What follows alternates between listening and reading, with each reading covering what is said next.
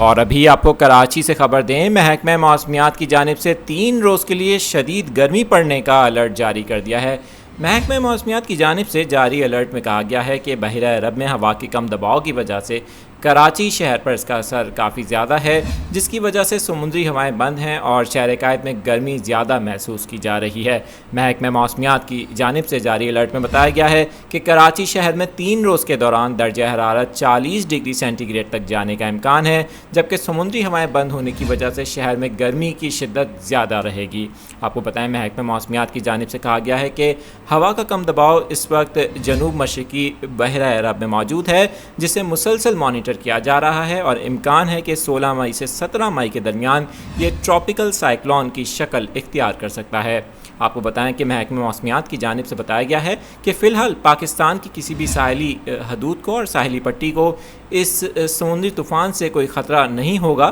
لیکن اس ہوا کے کم دباؤ کو مسلسل مانیٹر کیا جا رہا ہے۔ آپ کو بتائیں کہ محکمہ موسمیات کی جانب سے شہریوں کو بھی ہدایت جاری کی گئی ہے کہ وہ شدید گرمی میں غیر ضروری طور پر گھروں سے باہر نہ نکلیں اور پانی کا استعمال زیادہ سے زیادہ کریں تاکہ اس گرمی کی نئی لہر سے بچ سکیں۔